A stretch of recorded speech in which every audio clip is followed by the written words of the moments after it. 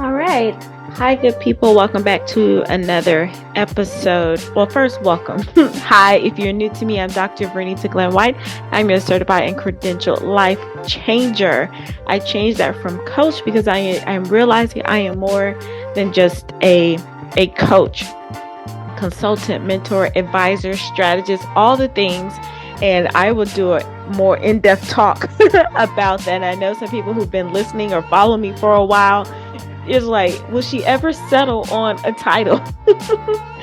And although I know the title technically isn't important, but let's be real. If we're talking about business and branding and getting ourselves out there, the topic is actually important, but not so important that you should stop yourself. Let me be an example of you can keep changing until it feels right with you as long as you're still in the work and doing the work. So, hi, I'm Dr. V. I am a former college professor turned entrepreneur. And I used to say accidental or entrepreneur or a mistaken entrepreneur and things like that. But I was listening to Rich Litvin and he was saying he used to say the same thing. And we have similar backgrounds, which I did not know. And you can go look him up, amazing coach. And he was like, he had to stop saying that because all through his training of when he was a school teacher and working to become vice principal and principal of a school and all of that, he was still looking at leadership and developing people and drawing out of people. So he had to stop saying that because that was the mind shift. And I was like, you know what?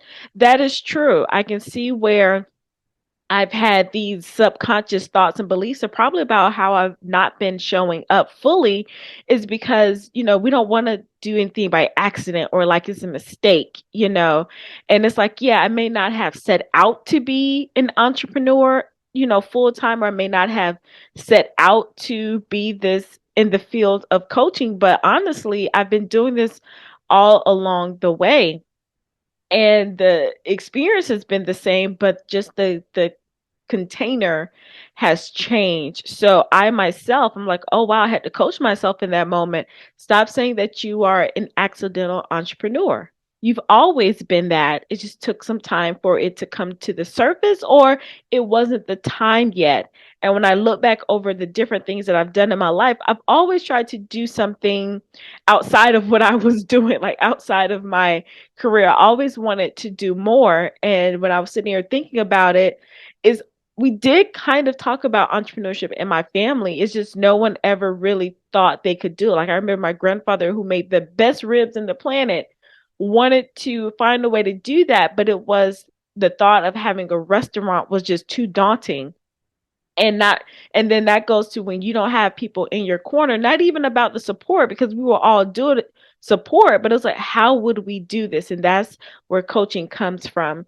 So that's a little bit about me. You can go back and on the other episodes to listen. But I was reading Grit, The Power of Passion and Perseverance by Dr. Angela Duckworth.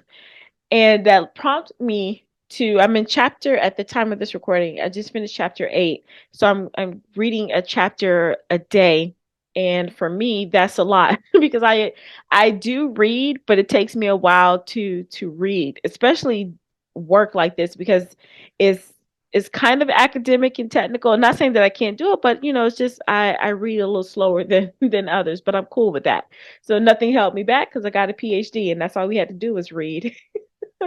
But I know that it slows me down because I'm not a fan of reading. Like I do read because I want to know things, but like I said before, I'm not one of those people like let me curl up with a good book and I can read the first one from start to finish.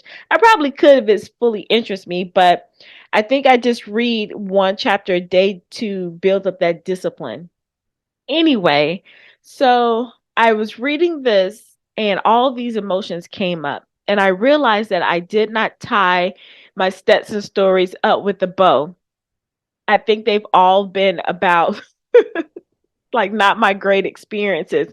And I was like, you know what? Let me come back because I said I was going to finish the series, but this is actual the end of that and then we'll start talking about other topics. But I was like, let me tie this up with the bow because I don't want to give the impression of like I hated what I did or it was a horrible experience. And reading chapter 8 talked about purpose. And I'm going to talk about this in three different categories. And you'll see the title that I attached to this episode was job versus calling, job versus career versus calling. And to be honest, I actually loved what I did at the university. I was not one of those people who were like, oh my gosh, I hate my 9 to 5. And let me take it back even further. My first job, I worked in the mall. I only did it for 4 weeks. I never had to work growing up. I wasn't one of those kids who had a job in high school. I think the most that I did was either I tutored on the side or I worked at our church summer program when I would come home. Like probably towards my maybe in high school, I think I volunteered, but I actually got paid when I went off to college, a little summer gig for, yeah, I did that. And then so I didn't work when I was in school. I didn't have a work study job when I was in school because I had scholarships. But I was like, I want to work and I want to work. And my mom was like, your goal is to go to school. That's your job, your full-time job. So you make the most of that. So I did, and I'm grateful for that experience. But I remember in college, I wanted to say, Mommy, I want to work. And she was like, fine. So I got a job at a clothing store. I think it was called Fashion Sense. And I always loved clothes. And honestly, I used to draw clothes. Like I thought I wanted to be a fashion designer at some point. I'll probably figure out somewhere in life how to bring that back into what I'm doing. But I used to have books of clothes that I drew, everything like that. I always loved fashion. So, and you know what? Had that been cultivated, I'd probably been one of these influencers out here. But anyway, I remember working there and I was folding up clothes. And that was my thing, just organizing clothes. And I was like, gosh, this is stupid. I don't like this. And then I was like, well, at least I get to be in here. And, I mean, it was cool for the first week. But then it was like, okay, I am in school getting this whole math degree and numbers. So can I at least be on the cash register? Can I at least do that? And I remember that it was like, oh, well, we don't know this, that, and the other. And I think I stopped doing that one because it was like, this is all you see me as, just hanging up clothes and not even giving me the opportunity to do this particular thing. And I remember somebody didn't come into work, and that was my opportunity to uh do the cash register thing. And I was like, okay, that's cool. But then I was like, you know what? I don't like this either because it was like, what am I doing? So, I mean, there are people who are in retail who love it. But for me at that time, I was like, you know what? I only want this job because I want, money to buy like extra clothes and stuff. It's not like, yeah, because it was cool. I was on the register, but it wasn't like a thing. So I quit 4 weeks in. So I should have listened to the advice of my mom. And so I didn't have another quote unquote job outside of, the summer program at my church until I became a full-time teacher. And where that was, and sometimes, 9 to 4, 8 to 6, or whatever, and then went to high school, 7 to 3. So, and you quote unquote 9 to 5. I was never one of those people who hated my quote unquote 9 to 5 job. I worked every day, 5 days a week. I was one of those people that rarely took a day off. And not because it was, I mean, part of it was work ethic, just like I had rarely missed a day of school in my life. So it wasn't like it was, oh, I just had to be there. They need me. I truly, truly enjoyed what I did at every single level. Were there certain things that I didn't like? Absolutely. But when it was always a challenge to me. Teaching sixth graders and then wanting to move up. The only reason why I left jobs or elevated or changed was because I wanted to do something greater and then people were blocking me. That's the honest truth. So when I talk about a job, a career, and a calling, I was reading Angela Duckworth's book, and it's interesting. I'm gonna do a whole thing on this. Now, my book is called Embracing Grit for Greatness, Becoming Professionally Powerful Through Personal Empowerment. I talk about grit because the first time I heard the word grit was in my doctoral program, and one of the professors said that smart people don't get PhDs. It's the people who have the most grit that earn PhDs. And I'm like, that is so true. And then so I did some research on grit and found Angela Duckworth because I was like, okay, where is this coming from? So I did research because that's what I do. I'm a research novelist, like to find the origin or as close to it as possible.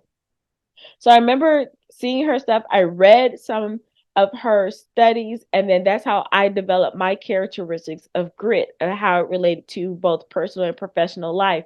I even used her grit scale. I don't think I talked about that in my book, but when I did my webinars and trainings for that, I talk about it.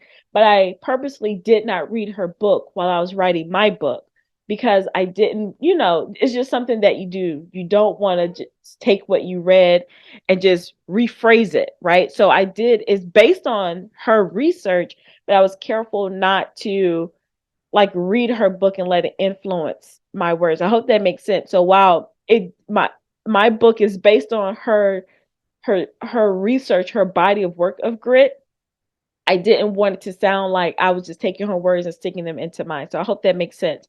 So now, what, 3 years later, after my book, I wrote my book in 2020. I'm now reading her book. And this is the perfect time for me to read it. And I'm going to do a whole thing on that. It's probably with the next, kind of series in this work, this podcast is going to be about. I love her because she's similar to me. She's a professor and a psychologist, and she loves human behavior. And me not understanding me way back then, I've always been fascinated by teaching human behavior and seeing what's possible for other people. I didn't know the language to put to that until like all of this other work. So I started off with those stories because I know when I worked at the mall, that was just a job for me. It was just something to do, and it wasn't even a necessity of life. And I'm looking at what Angela wrote in her book on page 150, where she talked to Amy. I'm not even going to try to pronounce her last name. It starts with a W. She's a Yale management professor. And she describes a job, career, and a calling. She says, a job, I knew my job was a necessity of life, much like breathing or sleeping. Two, a career, I view my job primarily as a stepping stone to other jobs. Or three, a calling, my work is one of the most important things in my life. And what she did, she got that out of a story of the three bricklayers. The first bricklayer says, I am laying bricks when someone asks what they're doing. The second person said, I am building a church. And the third bricklayer says, I am building the house of God. And that's where, she came up with job versus career versus calling. And I was like, that is perfect. I want to go ahead and tie up my Stetson stories with this bow. So I do see when I worked at the mall, that was just a job for me. Honestly, when I started teaching, even though my mom always knew that I had this gift of teaching, verse in the practical natural sense. And I'll talk more about that. You can read Angela's book, Dr. Duckworth's book. I just call her Angela. Um, I'll you can read her book about that because I do get what she's saying about, is someone a natural or did they just work at it? So I do, if you believe in God, there is a spiritual gift of teaching. I do believe I have that, but then I also believe that I'm a natural born teacher. However, I still had to make sure I hone in those skills, and then I ran from it. So just because something came easy to me doesn't mean I wanted to develop it on purpose, right? So that's another thing we'll talk about later. And so I've always knew that my mom saw it before me, and I've grown up watching her teaching. And her teaching space, it was more in the church through Sunday school, Bible studies, women's ministries, and things like that. I was like, I don't want to do that. But everywhere I found myself like teaching. So while I ended up moving from being a computer engineer major to a mathematics major and an education major, it was, I know it was a career, but it was something I've always loved to do. So while I went for it, like, okay, I'm a teach, I enjoyed every moment of it because I could see sparks. I could show kids, to love mathematics, or even if they didn't love it, why it was useful. For the other teachers, I started helping them understand the curriculum and putting things together. And if you got this right, you wouldn't have so many classroom management issues. I need to sit down and reflect on breaking up all of those experiences. But I don't know if I knew it was a calling then. Maybe I did treat it as a career because I always wanted to be at some point the US Secretary of Education. And then so I knew my path would have to go from like, assistant principal, school superintendent, and however I put in my mind to be the US Secretary of Education. So maybe that career was maybe teaching was a career as a stepping stone to something else. But the interesting thing about teaching is because it's a profession and a calling in a sense, right? So it's like teaching, everybody who does training and development is a teacher, but teaching is a profession. I hope that makes sense.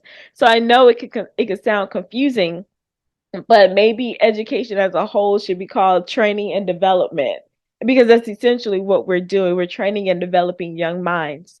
And so I'll say teaching as a career was a stepping stone, but now I'm looking at, whoa, I've always loved training and developing and helping people explore and asking other people questions to see if they can maximize their full potential. I remember when I first started teaching, there were summer programs because I was always looking to be connected to more. And it was a program called Tapping Talent Early. And we would work with elementary and middle school. Was it elementary kids? I think it was we would work with elementary kids to see if they had what it took to go to the higher levels of mathematics and science in middle school. So it was like, let's not wait till they're in sixth grade to see how far they could go. Let's start early in fifth grade and see how quote unquote smart they could be, or looking back on it, how determined were they to learn something new and challenge themselves. So now I'm looking back, I can connect the dots. So, teaching as a profession, I would see it as a career, but then also teaching as a calling is what I've still been drawn to. So, every time I wanted to move up, it was because I wanted something more. I myself wanted to learn more and I wanted to have a greater impact. And that's really why I transitioned from just wanting to be a sixth grade mathematics teacher to wanting to understand how did all the curriculum work behind textbooks. And that led me to being on district-wide textbook adoption companies and working with curriculum and standards because I'm like, it has to be more than just my sixth grade math class. What does this really mean? And understanding learning trajectory. Like if I teach you this in sixth grade, and you don't have it, well, what happened in second and fourth grade to get you to why you didn't know that? Let's go fill in those gaps. And why are you learning this in sixth grade? How is this going to help you when you get to ninth grade? And why do you need to know this for the career that you said you wanted to have? I remember I would have those career conversations with my sixth grade students because it was something that came with the textbooks. I don't know if they still do that, but they used to have pathways to careers, and I would utilize that. I use every single resource that came with my textbook. And then I could see how, when I wanted to do more, I wanted to be over a department and things weren't happening, I transitioned to going to high school because it was more students, so I could have a greater impact. There were more teachers and I could learn more. All right, how now we're getting closer to the career. How can I help these students see math and science as more than just something they have to do? And then why, helping the students who are labeled as not quote unquote talented in mathematics or being in the intensive math class, let's do something more with them. And I remember when I would go to certain schools, it's like at summer school again, hey, I found a financial class. And it's like, why aren't we teaching students about this, especially the students who were not on track to go to college right after school? Because, everyone doesn't need to go to college, honestly, but everyone does need something after college. I mean, after high school to aspire to. That's my opinion.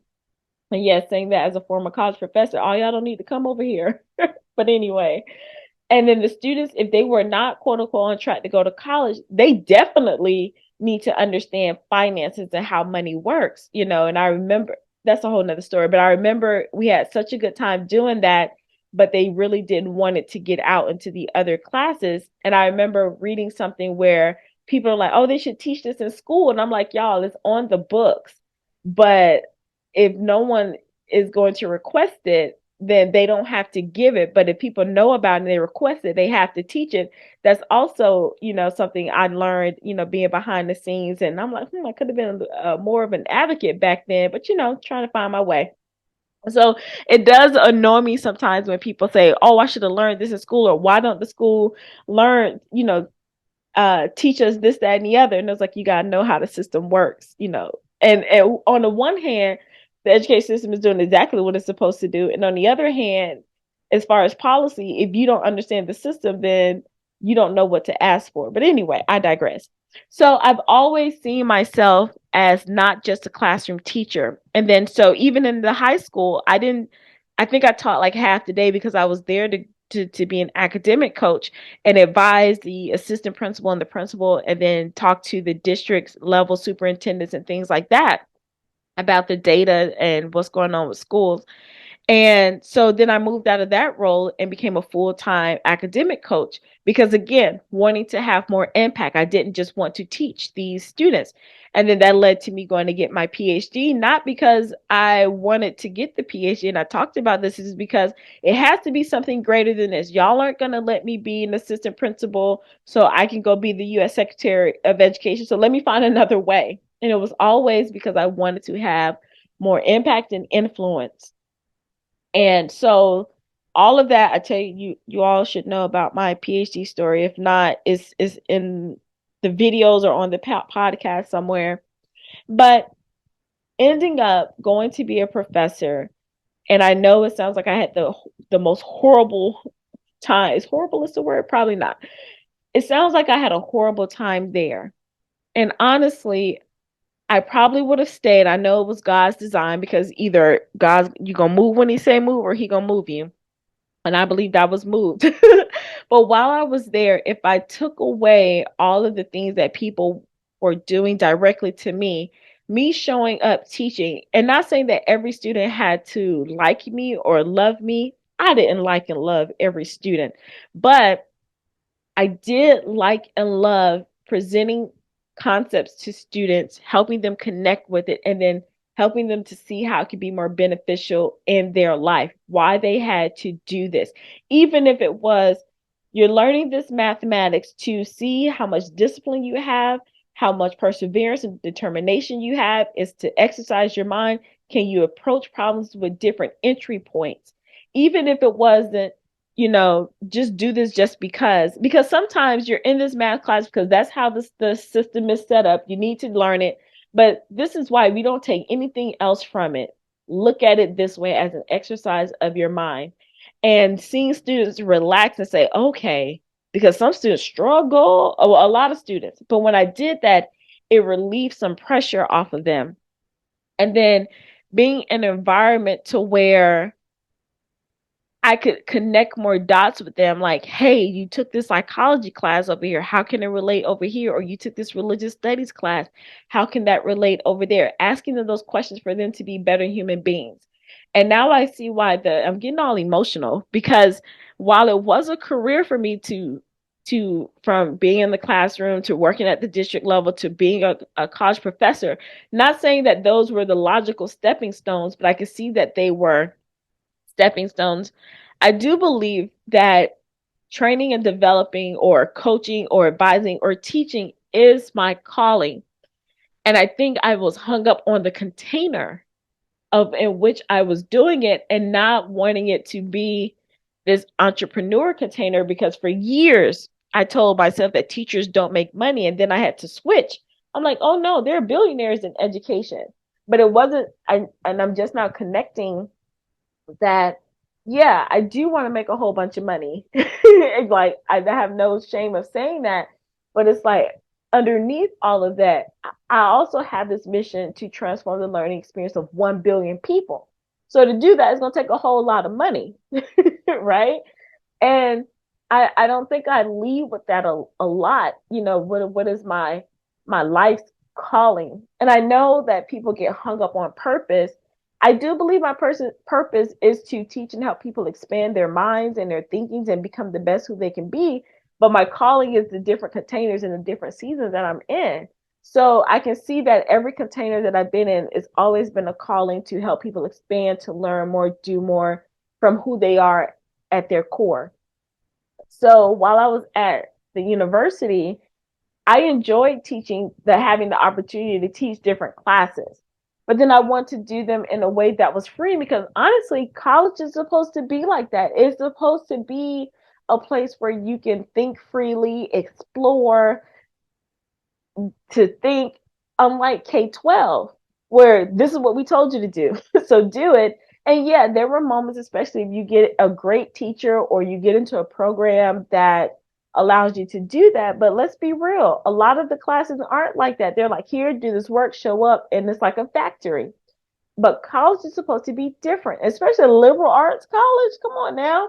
It's supposed to be like that. So I love that. And when I was able to do that, and when students would ask me questions to make me go, let me think about that. I enjoyed that. I enjoyed planning my lessons because I didn't see them as just tasks to do. I saw them as ways for students to stretch their own thinking, for them to be creative. And I know students didn't like it. I wouldn't always give them an example because I was like, if I give you an example, you're going to do exactly what this example is because you're so trained to just copy and duplicate. But why can't you innovate and create? And not knowing, and this is why it would have been beneficial for me to have a quote unquote life coach as I was in that role, someone who understood life and career, and to see, it's all one, to help me navigate that and articulate that. I'm not saying that I probably would have stayed there longer because again, I think when God say move, you move, or He moves you, but it would have been I would have been able to be more firm or solid in what I was doing. I also love, meeting new students every semester. And at first it was like, I used to say no new friends or, oh my gosh, new clients. But then I had to remember you saw new people every 16 weeks for the most part. So what's the deal? Like you've always met new people when you went to conferences and things like that, when you had to speak. So yeah, it's funny how the stories we tell ourselves when it's time for us to move into a new space. So in my case, from being a career professional to an entrepreneur, it's like you've done all these things, but because this felt foreign to me, I'm making up stories. So, I mean, I love doing that. And then when I was able to bring in, meditation into my classes and then having students affirmations and really looking at, look, you teach, lead, and serve who you be at your core. When I started working on that, I was like, this is what I love. I could do that because I had just started learning about the world of personal development. Well, at a deeper level. Self-help always, but really what it means for transformational work. That's what I mean by personal development, the transformation of self. So understanding the transformation of self and bringing that into the classes, I was like, okay, I love this. And I even remember going to talk to the counselor ed, one of the chair of counsel of the counselor education department. No, I think it was just counseling. In my undergrad, in my doctorate program, we had counselor ed cohort members, because, and it was a big program and then everyone had their individual track. But at the university, I think it was just counseling, being a counselor. And I remember talking to her and I was like, is there a way we can connect and have where our students go through and work through their own issues before they come out? And I remember I wanted to pilot something like that and then potentially get our master level students who are going off to be assistant principals and principals and going up the ladder. Can we funnel them through, and it just never took off because again, roadblocks. But now, so I'm telling you all of this is because I didn't just show up just to be a professor and go home like some of my colleagues did. And that's why things were, I think now you can understand why so many quote unquote attacks were coming against me because I wasn't satisfied just being a teacher. And it was like, okay, we gave this little black girl a chance to be here. Now she's trying to do extra. Why she just can't be okay with she's a college professor, at this predominantly white institution. Why can't she be okay with that?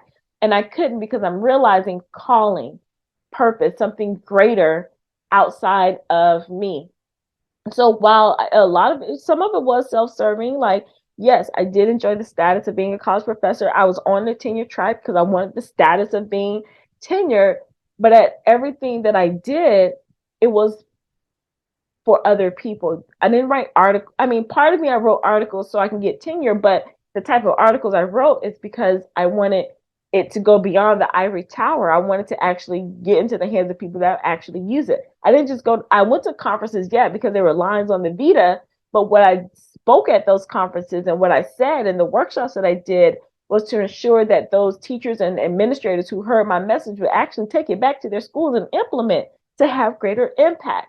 And then so when I was trying to do the study abroad program, and that's how I ended up going to Singapore, it was because I wanted my students to have a better experience, because a lot of teachers, they only experience what they experience in their towns or at their universities. That's, maybe they take some vacations, but they don't bring those experiences back into their classrooms. And that's why a lot of our students had these limited worldviews because the teachers are limited, the administrators are limited, you know and then the good thing with technology, it opened up, but you still have to have a mindset to want to incorporate it. And honestly, I'm gonna be honest, I don't care how many videos and things you show, it's just something about you being able to talk from your own experience. Me going to Singapore, having the experience I had, and then coming back, well, I never got a chance to really talk to my students about it because of the shutdown, and I didn't. The last time I set foot back on campus, I mean, I taught them, but I didn't. It was at that point, y'all know, it was just let me hurry up and get out of here. But I didn't really get a chance to fully, tell them about it.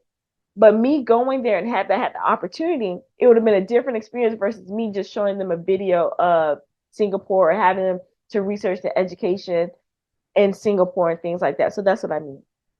And then me wanting to, I went to Dominican Republic again, learning all the different things about how can I enrich the experiences of my teachers and then future leaders and things like that. So this whole thing of job versus career versus calling, I want to make that clear when people are always trying to jump ship and go be their own boss or go be an entrepreneur. If you truly have that calling, go for it. I think you should. And it's truly something that you were, and now I'm careful to say, were you born to do it? But if it's something that you want to stick with and develop, cool. But for the majority, I think of people, now don't get me wrong, I think everyone should have a little side thing going on. You want to have multiple streams of income, and then that's how you have, more influence and more impact. But if you're going to be in a professional, a job, a career, let's say you're like the example that is in this book about a medical doctor, he's chief of medicine at a hospital. He was like, yeah, being a doctor is my career. Cool. I love helping people. But my calling is mindfulness. And it took him years to figure out how to find the intersection between medicine and mindfulness. And then he ended up helping his patients heal their bodies through mindfulness, of course, with medicine, but really being connected with their bodies. And he went on, I think it said, to help 15,000 nurses, doctors, patients understand the practice of mindfulness through medicine. So he didn't go jump ship because he had a mentor who he learned about mindfulness from. The mentor said, no, go be a doctor. You'll help more people. Come on now, go make your money, help people, and put that education to good use. And then he was like, eventually you'll figure out how to connect the two. But don't just like, I'm gonna go open a mindfulness center if that is not what you're supposed to do, because it's gonna fail. He stuck with it long enough for him to find that connection. So I'm saying that for the people with a job, I don't know what to say because I only had a quote unquote job for 4 weeks, but it's still something that you can do in that job to say, all right, what connects more with me that I can make this the best experience possible until I get to the point where I'm going to shift out of this. Because especially if you're a person that longs for more, don't be so quick to just rush off the job. Now, for me, I was able to do that because I was in college. So I don't want to say I had a backup plan, but I was like, that wasn't my thing. I didn't have to just pay bills. If you are the person like, I'm just at this job just to pay bills, but you're finding that you're getting sucked, the energy is getting sucked out of you, find something within that job that you can connect with that's going to give you a sense of, okay, I know there's more, but until I get there, I'm gonna do this job. So that's all for me right now. That's all I can tell you about job. Now, my career people, because those are the people I know. Again, don't be so quick to just rush off on your career and say, I want to be my own boss. I want to be an entrepreneur, open my own business when you haven't really found how you are showing up, the bringing the best you in that career. So if you are a secretary, and I'm saying secretary because they gave that example in the book, yeah, you could just be taking notes or organizing a schedule or whatever secretaries do. But when you look at it as I am helping a person or a company keep records of what they do and keep track of all the brilliant ideas they have, helping them to organize their life so they can be the best people possible. Don't you see that's different as I just, check emails, get coffee or whatever? So whatever you do, and not saying that the person wants to be a secretary forever, or maybe they do, I don't know. But you can see in that moment viewing your career like that gives you a sense of purpose in that in what you're doing. And I think everyone is trying to find what's my purpose? What's my purpose? And then that's a deeper thing. It's like your purpose isn't lost, it's within you. But it's the same thing with calling. In this moment, how are you showing up for it to be, I guess, an important thing in life and how it can benefit others? And that's part of purpose too. So purpose isn't something that's outside of you, but it does start with you. And for me, being a college professor, while after I was kicking and screaming, I didn't want to do it, I did suck it up and say, you know what? What's the best? How can I show up to be the best me possible? And me showing up was is more than just teaching my classes and going home. I remember I was talking to a colleague and I was like, how do you deal with we're not serving enough? Because I'm tearing up because I could see the disservice. And she was like, and she showed me a picture of her and her husband and her kids at the beach. And she said, this is what I do. I just disconnect and I just come back and do it all over again. And there's nothing wrong with that. If that's you. But for a lot of us, I know we are sensing for more. And before you try to jump ship, I'm going to encourage you that the more is where you are now. You have to search for it in the moment. And I heard Brooke Castillo say this, it's never going to get any better than this moment right now. You have to act like this is the best moment it can possibly be in this moment. You can't think ahead in the future because you're not there yet. So this has to be the best moment possible. And I know for me, being at the university, I did give it my all. I'm telling you, I'm tearing up because I really did. After I stopped complaining, I tried to find every avenue possible to not only make it a better environment for me, but for my students. And because I knew what was on the other side, not them just graduating, I knew the lives that they were going to potentially impact, whether that was positive or negatively. And then some of them who had aspirations to be leaders, oh my gosh, that's even more influence. So if I can get you to see something within you now that can, if I can plant that seed, then I know it'll grow good fruit out there. And so I wanted to wrap that up with a bow. It's not that I hated what I did. I did not like the obstacles that were there because there were more than just job obstacles or career. There were more than just work obstacles. We all have moments where this is too much or the people, but aside from that, it was deeper than that. And now I'm looking back is because of course it was going to be like that. I was disrupting the norm, the status quo. Like we just can't rest in this place. I wanted to do more. And so I'm going to end it there, but a job versus career versus calling. I do believe in that season, being a college professor was my calling. And the lives that I touched and impact outside of just teaching mathematics or any other education class, the conversations I had with students, the students that I quote unquote saved from some situations, the advice I gave, could have been done more? Probably, but I did the best that I could with what was going on with me without trying to be selfish. So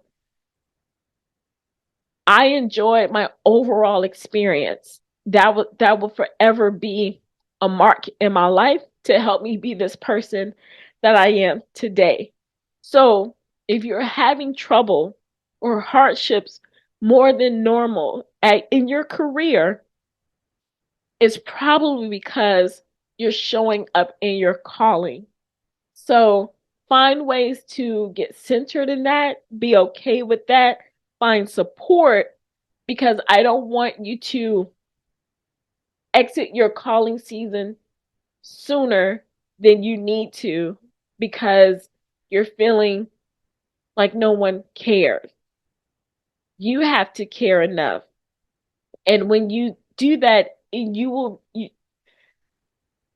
universe will shift. God will allow situations to come, but make sure you show up and be you. And if everyone can find their special calling in their career, as it is now, I believe that the world will truly start being a better place. Because if you don't and you want to jump out and do your own thing, then how you work in your job is good, or your career is going to be how you show up in your business. So why not start now, because you are everywhere you go. All right, I'm going to end it right there. Thank you so much for listening and learning with me. Let me know if anything came up for you. Comment down below. Be sure to subscribe to my channel and listen to this podcast. There are other series of podcasts that will be loaded on the channel, but I'm going to keep this series, and I can tell you the name now because we're 7 episodes in. If you didn't see the title, The Brilliant Professor-ish, because I believe everyone is brilliant. I want you to embrace your brilliance, expand your life, explore possibilities, and elevate your reality. So I believe everyone is brilliant, but I'm always going to be a professor-ish, especially of life, because I am here to draw out the brilliance that's already in you and help you see the potential that you already have. Because when you transform yourself, you can transform the lives of others. All right, so thank you so much. I can't wait to hear your thoughts below, and make sure you stay connected for the next episode. Bye.